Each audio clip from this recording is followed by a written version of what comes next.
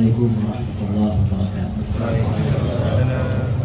Qabla an atakallam wal haqiqatu al-masyayikh min al-bilad al-mubarakah min asy-syam wa min al-yaman haqqu bil kalam walakin ihtiraman wa takriman li sahibil mayyit Syekh Ali, dan juga mungkin karena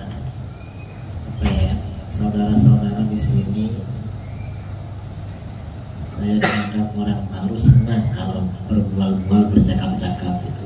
Al-kalam ma'i yumkin yufrihuhu li'anni jadidun na'am yukhilatu wal haqiqa al-kalam antum ahaqqu minni. لو كنت قديما سيفرحهم الكلام.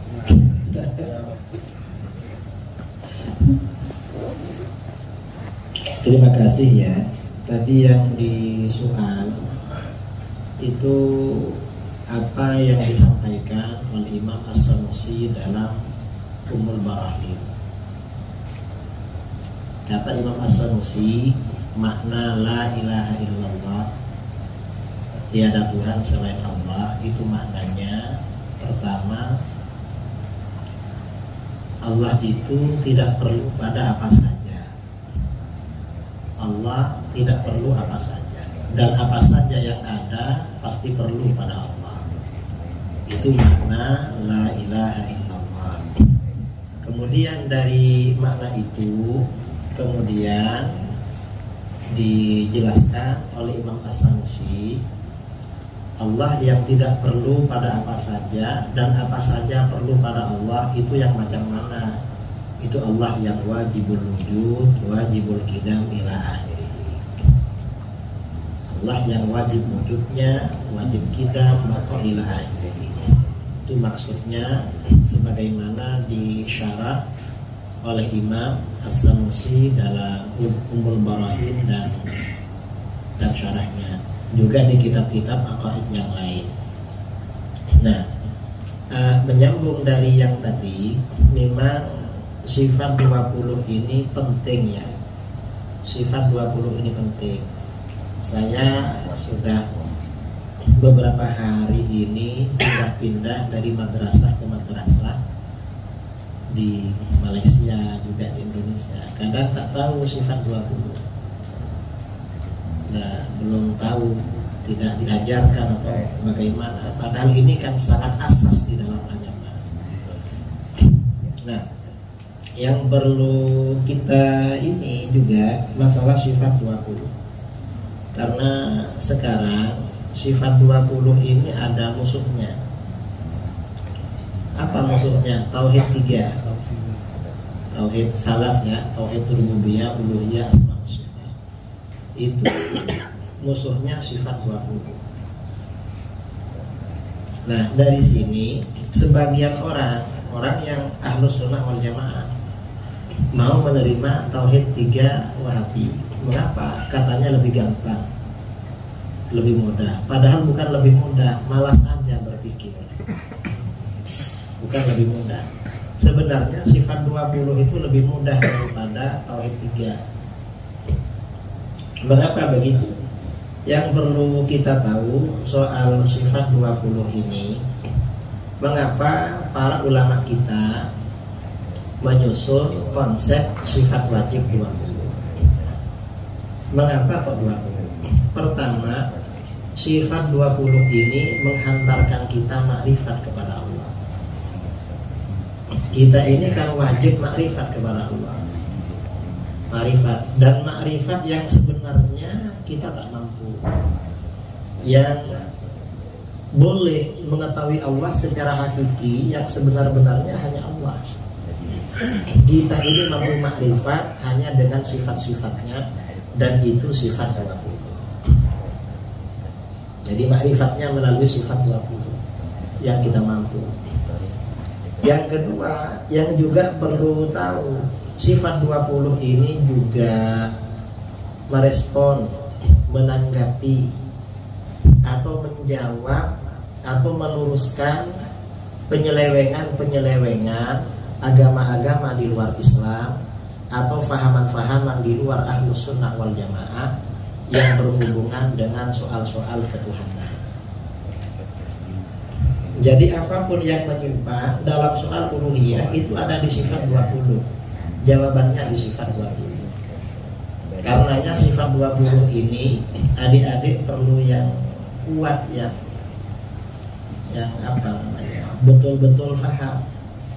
Karena sifat 20 ini bisa untuk menghadapi Nasara, Kristen, menghadapi Yahud, atau menghadapi Buddhis, Hindu, atau menghadapi Syiah, Mu'tazilah, tapi tidak ada Mu'tazilah, Hizbut Tahrir, atau Wahabi, atau apapun, sifat 20.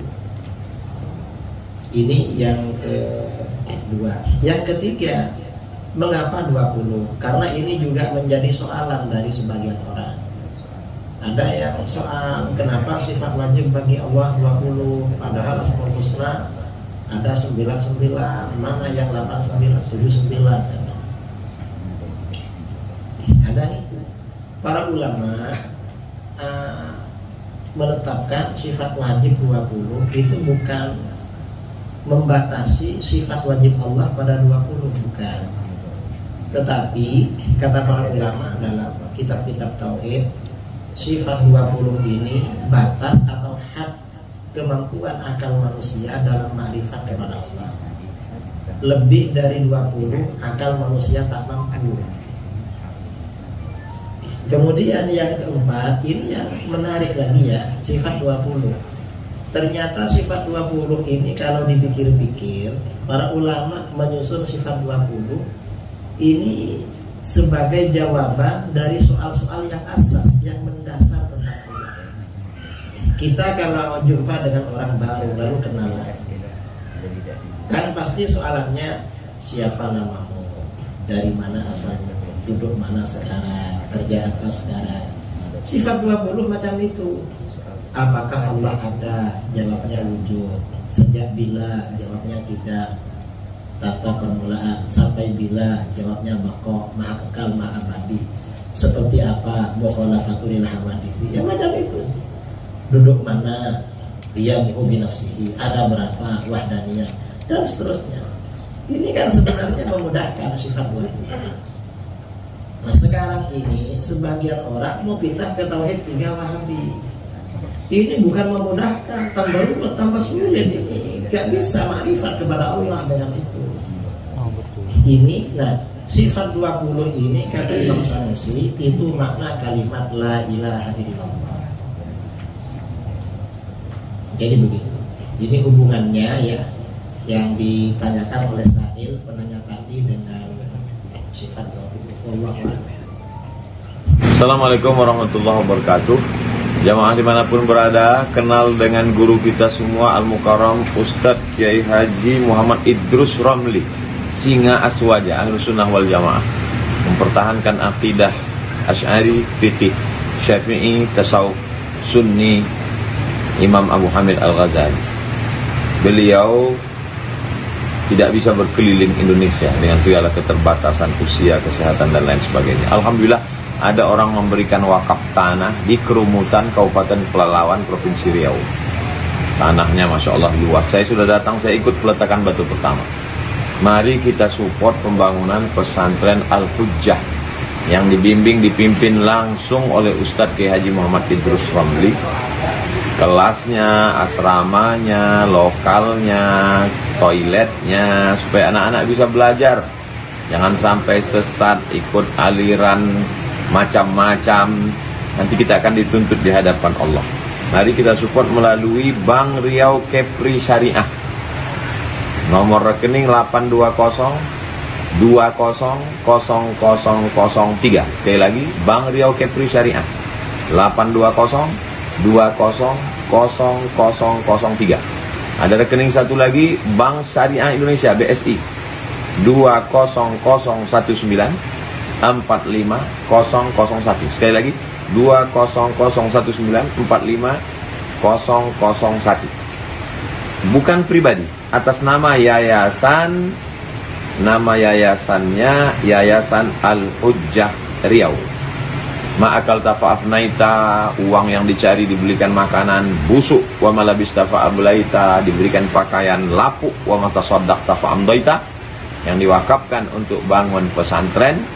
Itulah yang akan mengalir menerangi alam kubur sampai hari kiamat. Hadiahkan pahalanya, belikan 1 sak semen untuk almarhum ayah, almarhumah ibu. Mengalir pahalanya dan anaknya juga dapat amal jariah. Berkah selalu. Assalamualaikum warahmatullahi wabarakatuh.